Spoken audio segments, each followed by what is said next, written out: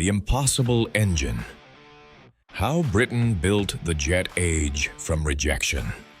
Chapter 1. Late 1929. The Air Ministry. 22-year-old Flight Lieutenant Frank Whittle walks into the Air Ministry building in London, carrying sketches and calculations that will change aviation forever. He doesn't know this yet. Right now, he's nervous. His commanding officer at the Central Flying School encouraged him to present his radical concept directly to the ministry's technical experts. Whittle has spent months refining the mathematics, checking and rechecking every calculation. The concept is elegant in its simplicity. Instead of using a piston engine to turn a propeller, use a gas turbine to create thrust directly through a jet of hot exhaust. The meeting lasts less than an hour. Dr. Alan Arnold Griffith, an engineer from the Royal Aircraft Establishment, examines Whittle's proposals. Griffith finds what he considers an error in Whittle's calculations. More importantly, Griffith has his own agenda. He's been working on gas turbine designs since 1926 and would be assigned to develop Whittle's concept if he admitted it had merit. The Air Ministry's official response arrives days later. The internal combustion turbine will almost certainly be developed into a successful engine, but before this can be done, the performance of both compressors and turbines will have to be greatly improved. However, it has been of real interest to investigate your scheme, and any suggestion submitted by people in the service is always welcome. It's a polite dismissal. Translation. Your idea is theoretically interesting, but practically impossible.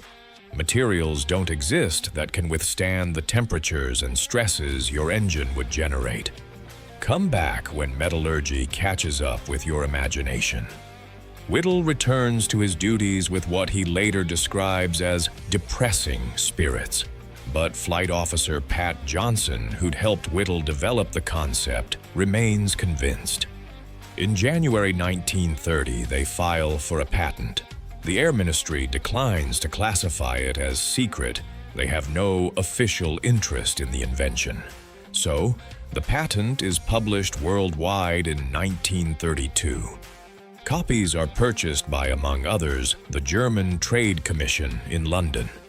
The patent circulates through technical journals to the German Air Ministry, to aero engine manufacturers, to research establishments. The Germans add the turbojet to their list of alternative forms of aero propulsion under scrutiny. Rocket pulse, jet turboprop, ducted fan jet ramjet. In January 1935, Whittle's patent comes up for renewal. The fee is £5, roughly a week's pay. Whittle, now a flight lieutenant studying engineering at Cambridge University with a wife and infant son, cannot afford it. He requests that the Air Ministry pay the renewal fee. They refuse. The patent lapses. Whittle's revolutionary jet engine design becomes public domain, free for anyone to use without paying royalties. Germany is watching, and Germany is interested. Chapter 2. April 12, 1937. The Whittle Unit.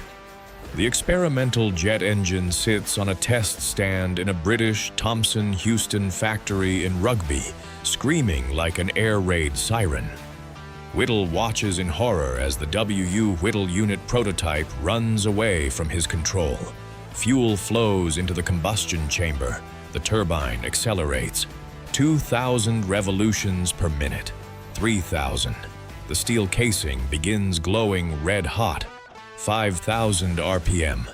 Patches of incandescent metal appear on the combustion chamber. 7,000 RPM.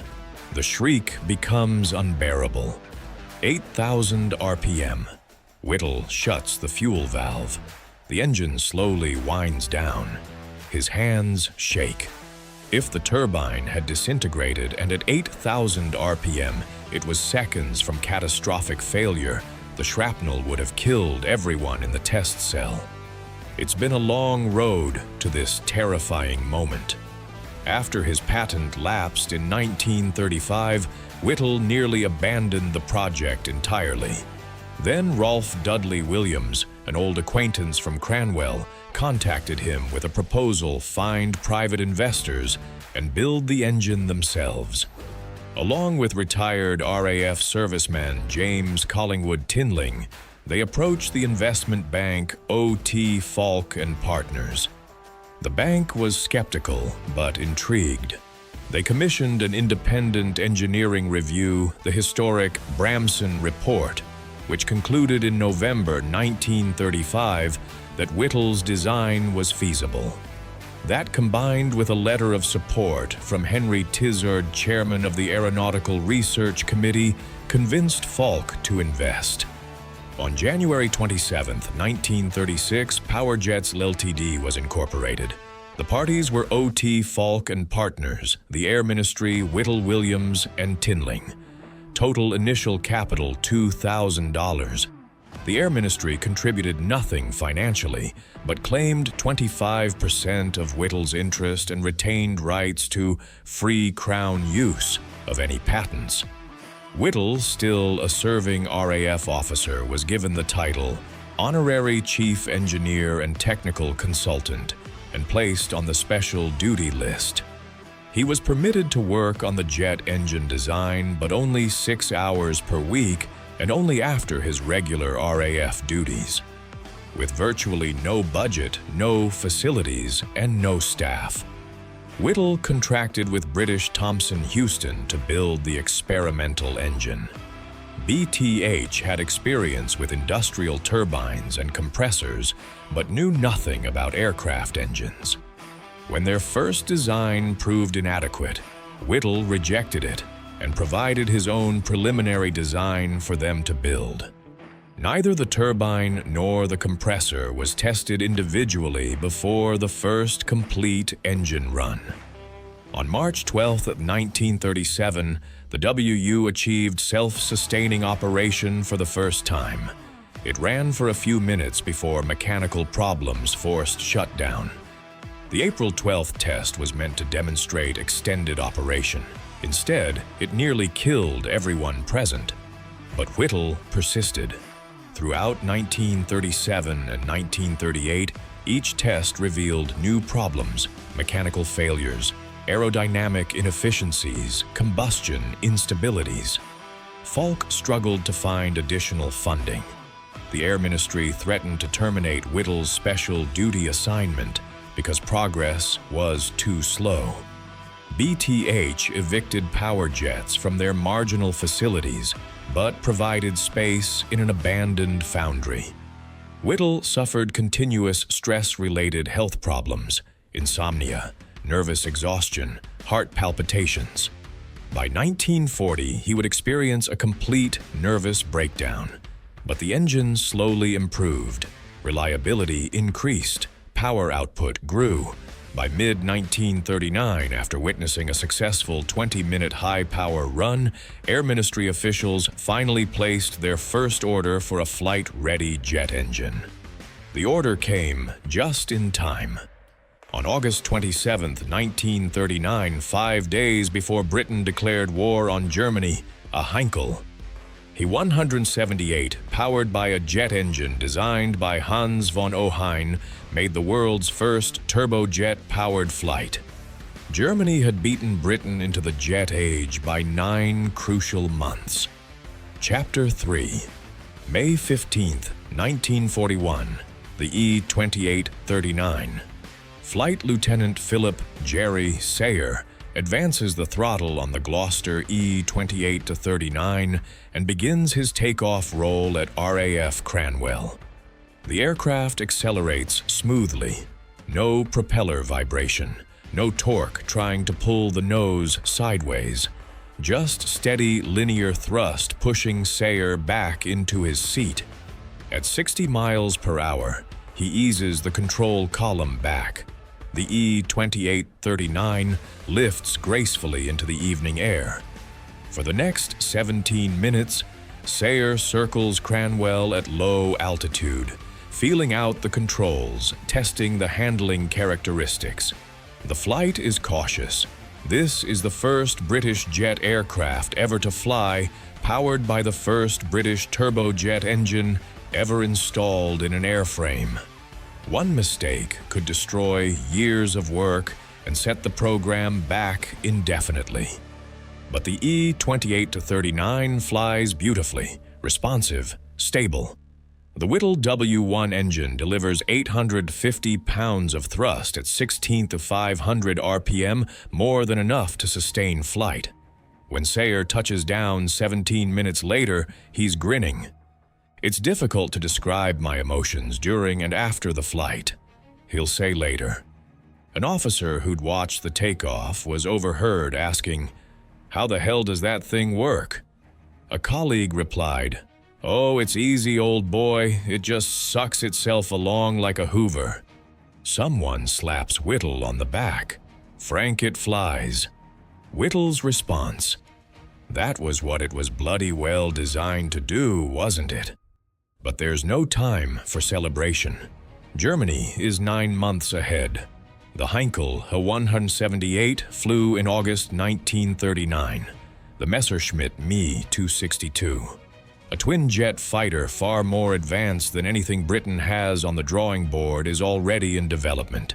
If Britain wants a combat-ready jet fighter, they need to move fast. George Carter Gloster Aircraft Company's chief designer had been working with Whittle since 1939. When Carter visited Power Jets and saw the operational W1 engine, he immediately sketched rough proposals for various aircraft designs. The Air Ministry, finally recognizing the urgency, contracted Gloster to develop a twin-engine jet fighter. The single-engine E-2839 was merely proof of concept.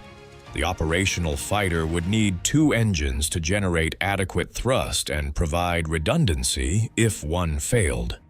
Carter's design was conservative straight wings, conventional tail twin Whittle engines mounted in nacelles under the wings. Nothing aerodynamically revolutionary, just a straightforward airframe designed to get turbojets into combat as quickly as possible. The aircraft would be called Meteor. The original name, Thunderbolt, was abandoned to avoid confusion with the American P-47. Development proceeded rapidly through 1942 and 1943, though the program was plagued by engine problems and airframe modifications. Multiple prototypes flew with different engine configurations, testing various turbojets from Whittle's team Rolls-Royce and other manufacturers. On March 5, 1943, the first true Meteor prototype, DG-206G, made its maiden flight at RAF Cranwell, piloted by Michael Daunt, after Jerry Sayer was killed testing a Hawker Typhoon. The flight lasted just 3.5 minutes, but it was enough. Britain finally had a jet fighter. Now they just needed to get it into combat before Germany's jets changed the course of the war. Chapter 4. July 12, 1944, 616 Squadron. The Meteor F-1s arrive at RAF Culmhead like visitors from the future. No. 6 and 16 Squadron, previously equipped with Spitfire 7s, stares at the strange aircraft. Stubby fuselages. Twin engines mounted in bulky nacelles under straight wings. No propellers, just air intakes at the front and jet exhausts at the rear. The pilots are simultaneously excited and apprehensive. The Spitfire is known. The Spitfire is proven. These jet things are experimental, temperamental, and potentially deadly if something goes wrong. 6 leading pilots are sent to Farnborough for conversion training. The rest follow within days. On July 12, 1944, the Meteor F-1 is officially cleared for operational service at a maximum weight of 11,925 pounds.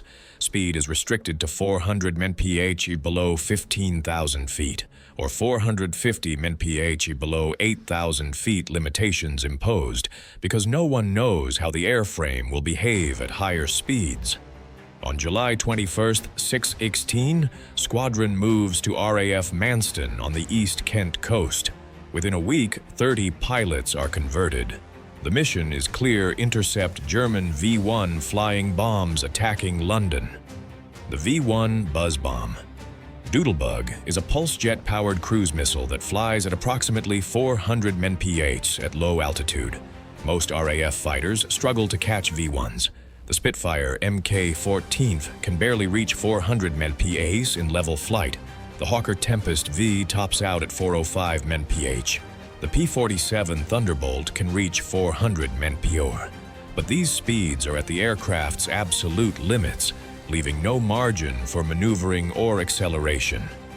The Meteor cruises comfortably at 410 mph at 1,000 to 3,000 feet, exactly where V-1s operate. It has speed in reserve, allowing pilots to accelerate alongside the flying bombs, match their course, and fire. On July 27, 1944, 3 Meteors fly the first operational jet combat missions in RAF history. They patrol over Kent, searching for incoming V-1s. No intercepts occur. The pilots return frustrated but exhilarated. They've just made history, even if they didn't fire a shot. Chapter 5. August 4th, 1944. Dixie Dean's Wing Tip. Flying Officer Dixie. Dean closes on the V-1 at 400 mph, matching its speed precisely. The flying bomb drones ahead, its pulse jet, emitting the characteristic buzzing roar that gives it the Buzz Bomb nickname.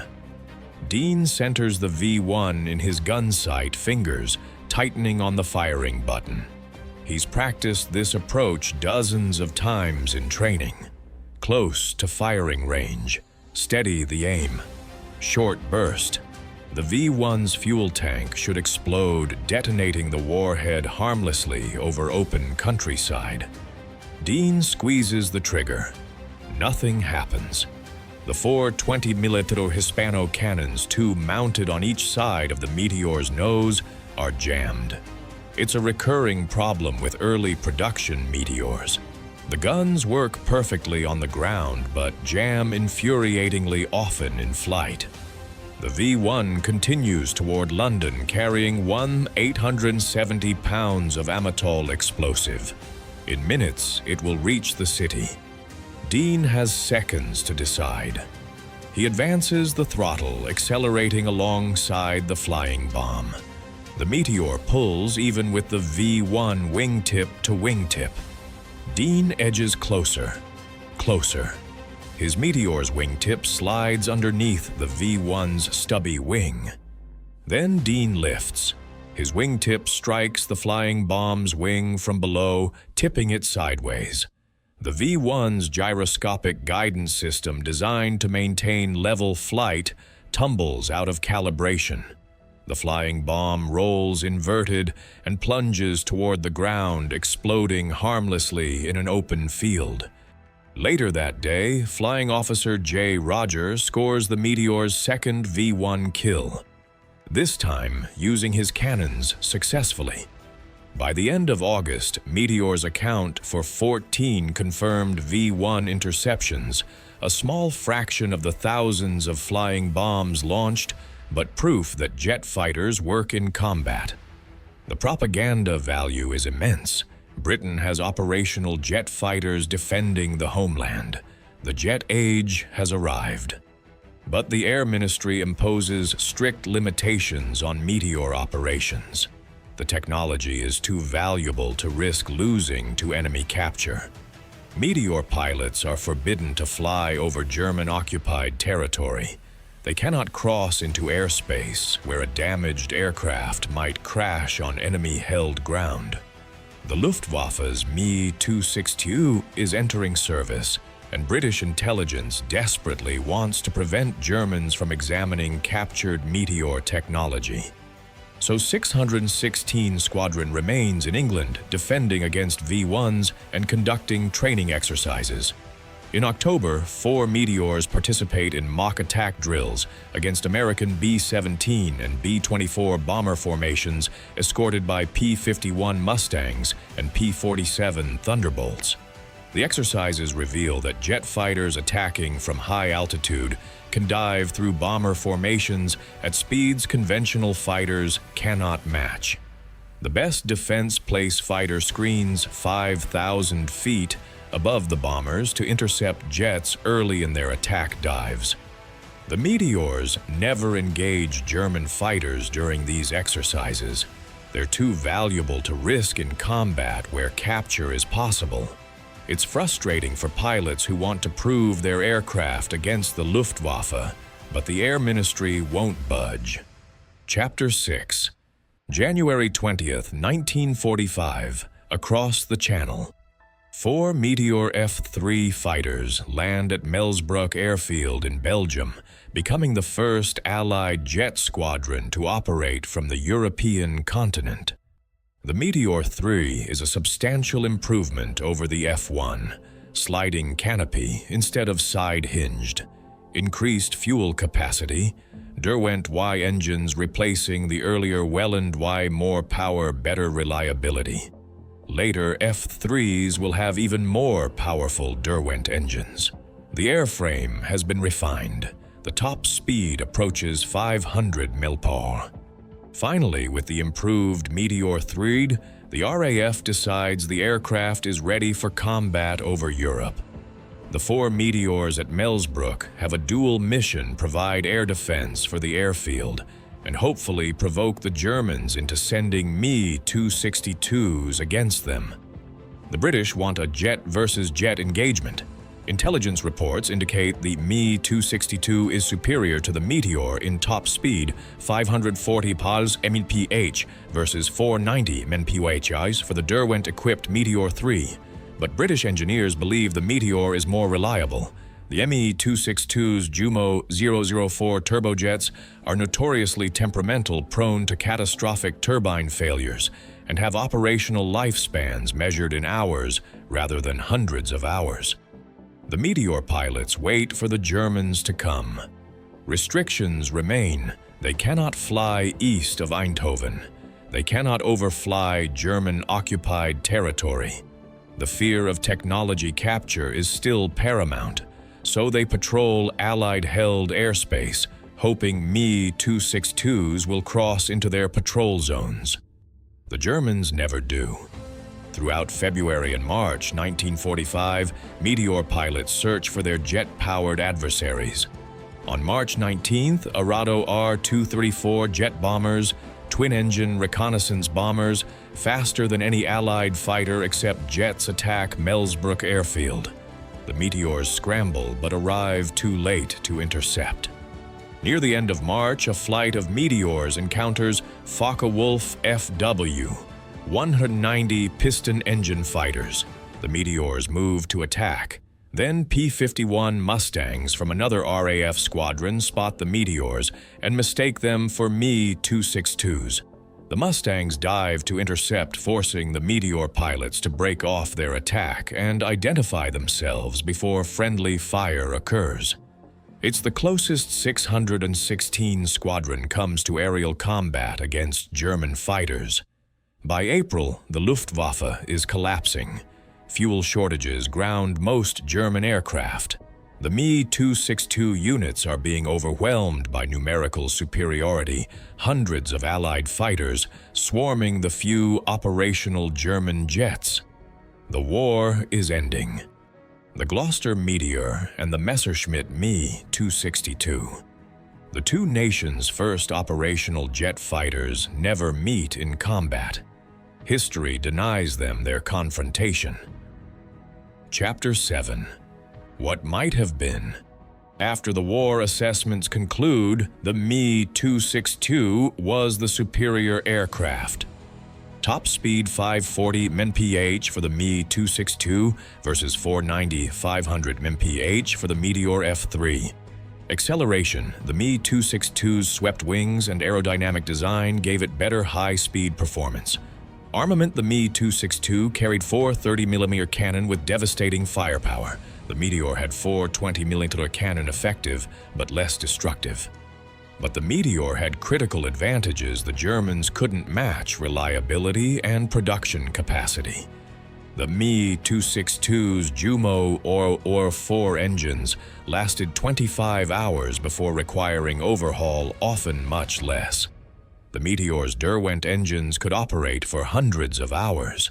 German jet pilots faced engine failures mid-mission with terrifying regularity. Meteor pilots trusted their engines to bring them home. Britain built 3 947 Meteors in total, the most of any British jet aircraft. Germany produced approximately 400 Me-262s, many of which never flew combat missions due to fuel shortages, pilot attrition, and Allied bombing of airfields.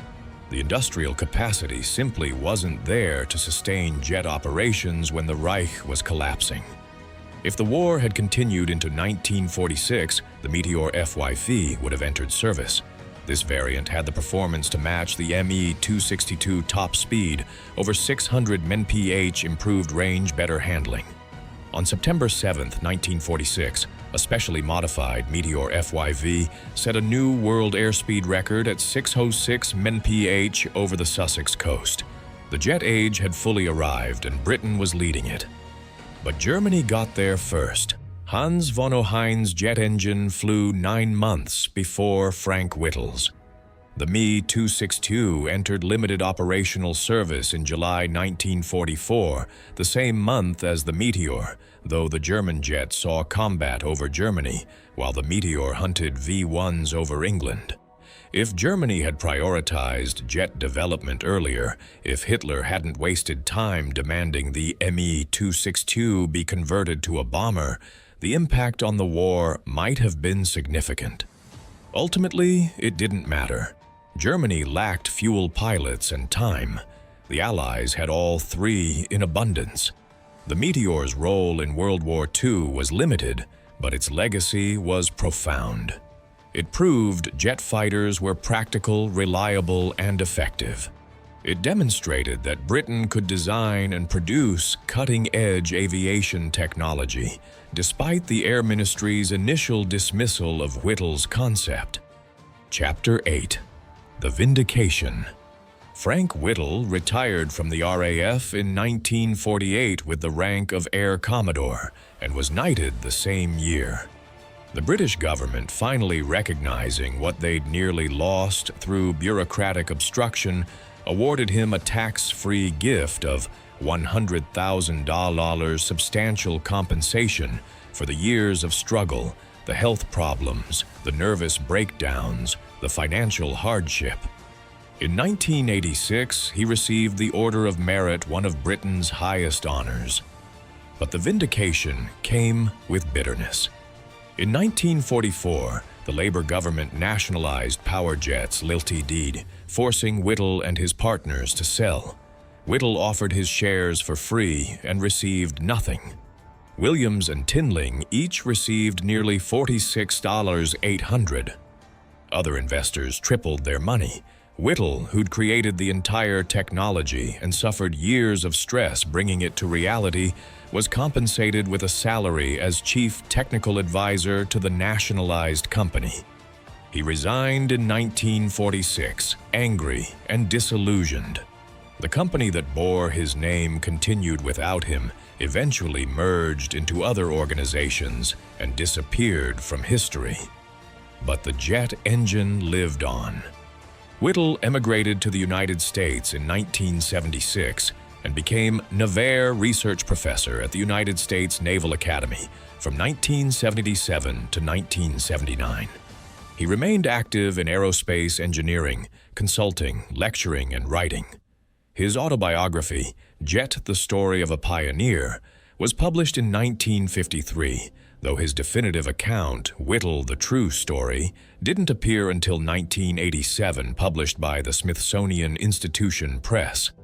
In October 1993, an article about him in Aviation Week and Space Technology contained so many inaccuracies that the 86-year-old Whittle presented the editor with a list of 11 corrections, worded with military curtness, that demonstrated he'd lost neither his formidable intellect nor his prodigious memory.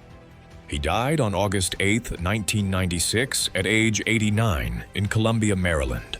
By then, virtually every commercial and military aircraft on Earth was powered by gas turbines, turbofans, turboprops, or turbojets. His invention had transformed global transportation, commerce, and warfare. Distances that once took weeks to cross could be traversed in hours. The world had shrunk, and it all started with a 22-year-old RAF flight lieutenant walking into the Air Ministry in 1929 with calculations showing that jet propulsion was possible, only to be told it was fantasy. Chapter 9. The Meteor's Second Life. The Gloster Meteor remained in RAF service for decades after World War II. During the Korean War, Meteors flown by the Royal Australian Air Force provided significant contributions against North Korean and Chinese forces. The aircraft excelled in ground attack missions, though it struggled against MiG-15 jet fighters, which were faster and more maneuverable at high altitude. Meteors served as night fighters, trainer aircraft, target tugs, and reconnaissance platforms. The two-seat T-7 trainer variant was produced in large numbers, 640 aircraft for the RAF and Royal Navy. Meteor fighters were exported to Argentina, Belgium, Denmark, Egypt, the Netherlands, and numerous other nations. Some countries operated Meteors into the 1980s. Today, only 4 airworthy Meteors remain worldwide. 2 fly in the United Kingdom, operated by Martin Baker as test aircraft for ejection seat development, a fitting role for an aircraft that pioneered British jet aviation. The other 2 are at museums in Australia and the United States. But the Meteor's most important legacy isn't measured in airframes or combat sorties. It's measured in what it proved that Frank Whittle's impossible jet engine worked, that Britain could build jet fighters competitive with any nation on Earth, that official rejection doesn't have to be final persistence. Brilliant engineering and private investment could overcome bureaucratic obstruction. The Air Ministry told Whittle in 1929 that materials didn't exist to build his jet engine. He proved them wrong in 1937. They said jet fighters weren't practical for combat. He proved them wrong in 1944. They claimed gas turbines would never replace piston engines. Today, every airliner flying overhead proves them wrong. The Gloster Meteor was never the most famous British fighter. That honor belongs to the Spitfire. It was never the fastest jet of its era. The Me-262 held that distinction. It never engaged in the dramatic dogfights that legends are made of. But it was first operational Allied jet fighter, first jet to intercept enemy weapons in combat, first jet to operate from continental Europe, first British aircraft to exceed 600 km, first to prove that the jet age wasn't fantasy, it was inevitable. And every time a modern airliner takes off powered by turbofan engines, descended directly from Frank Whittle's original centrifugal compressor design, his vindication continues. The impossible engine that the Air Ministry dismissed in 1929 now powers the world. The shriek that terrified Whittle on April 12, 1937, the runaway WU prototype screaming toward destruction, has become the background noise of modern civilization. We call it the sound of progress, We call it the sound of connection. We call it the sound of the future. Frank Whittle called it what it was proof that engineers who are told something is impossible should build it anyway just to prove the experts wrong.